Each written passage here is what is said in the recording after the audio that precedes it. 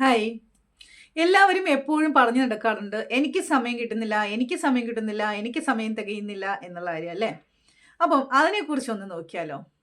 നിങ്ങൾക്കറിയാം, ലോകത്ത് ഒരുപാട് ആൾക്കാര്, ഒന്നുമില്ലാത്ത ഒരുപാട് ആൾക്കാര്, ഒന്നും ചെയ്യാതിരിക്കുന്ന ഒരുപാട് ആൾക്കാര്, ജീവിതത്തിൽ ഒന്നും നേടാൻ കഴിയാതെ വിഷമിച്ച് നടക്കുന്ന ആൾക്കാര്, ഒരുപാട് സ്ട്രഗിളിൽ കൂടി കടന്നു പോകുന്ന ആൾക്കാർക്ക്, അതുപോലെ തന്നെ ജീവിതത്തിൽ എല്ലാം നേടിയ വ്യക്തികള്, വലിയ വലിയ ബിസിനസ് ആൾക്കാര്, അതുപോലെ തന്നെ റിച്ച് ആയിട്ടുള്ള ആൾക്കാര്, ഒരുപാട് കാര്യങ്ങൾ ലോക നന്മയ്ക്കായിട്ട് ചെയ്യുന്ന ആൾക്കാര്, ഇവരെല്ലാവർക്കും ഈ 2 കാറ്റഗറിക്കാർക്കും ഒരുപോലെ ഉള്ളതാണ് 24 അവേഴ്സ് എന്ന് പറയുന്നത് അല്ലേ?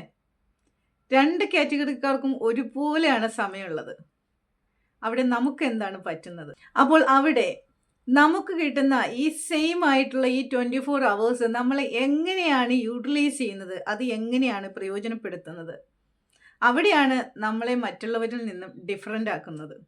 ശരിയല്ലേ? ആലോചിച്ച് നോക്കിയേ. മനസ്സിലാക്കുക, ടൈം എന്ന് പറയുന്ന സംഭവം ആർക്ക് വേണ്ടിയും കാത്തു നിൽക്കില്ല. നിങ്ങൾ എങ്ങനെ അതിനെ നേരിടുന്നു, നിങ്ങൾ എങ്ങനെ ആ ടൈമിനെ സമീപിക്കുന്നു, നിങ്ങൾ എത്രമാത്രം നിങ്ങളുടെ പൊട്ടൻഷ്യൽ ഓരോ സമയവും വയസ്സായിട്ട് സ്പെൻഡ് ചെയ്യാൻ വേണ്ടിയിട്ട് നിങ്ങൾ ചിലവഴിക്കുന്നു എന്നുള്ളതിനെ ആശ്രയിച്ചിട്ടാണ് നിങ്ങളുടെ ജീവിതത്തിൻ്റെ വിജയം പോലും, നിങ്ങളുടെ ഓരോ സ്പന്ദനവും പോകുന്നത്. നിങ്ങൾ ആ ടൈമിനെ എങ്ങനെ കറക്റ്റായിട്ട് യൂട്ടിലൈസ് ചെയ്യുന്നു എന്നുള്ളതിനെക്കുറിച്ചാണ്. തീർച്ചയായിട്ടും നിങ്ങൾ എൻ്റെ ഡീറ്റെയിൽഡ് വീഡിയോ കാണുക. അന്ന് തൊട്ട് തന്നെ നിങ്ങൾ ആ വീഡിയോ കാണുന്ന സമയം മുതൽക്ക് തന്നെ നിങ്ങൾ ഒന്നും കൂടി നിങ്ങളോട് തന്നെ ചോദിക്കുക, ഞാൻ ഏത് കാറ്റഗറിയിലേക്കാണ് ഞാൻ പോകുന്നത്? എൻ്റെ സമയം, എനിക്ക് എന്തുകൊണ്ടാണ് സമയം ഇല്ലാതാവുന്നത്? ഇതിനൊക്കെയുള്ള ആൻസറാണ് എൻ്റെ ഈ ഡീറ്റെയിൽഡ് വീഡിയോയിൽ നിങ്ങൾക്ക് കേൾക്കാൻ കഴിയുന്നത്, കാണാൻ കഴിയുന്നത്. തീർച്ചയായിട്ടും വീഡിയോ സ്കിപ്പ് ചെയ്യാതെ ഡീറ്റെയിൽഡ് വീഡിയോ നിങ്ങൾ കാണുക.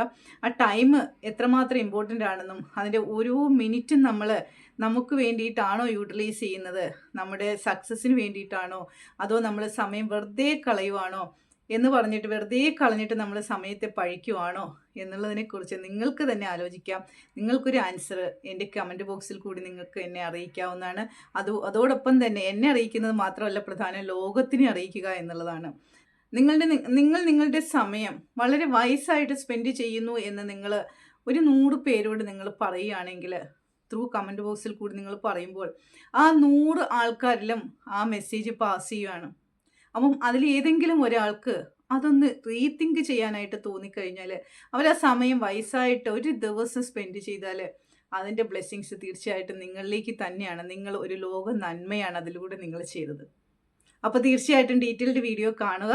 ഡീറ്റെയിൽഡ് വീഡിയോയ്ക്ക് വേണ്ടിയിട്ട് വെയിറ്റ് ചെയ്യുക. താങ്ക്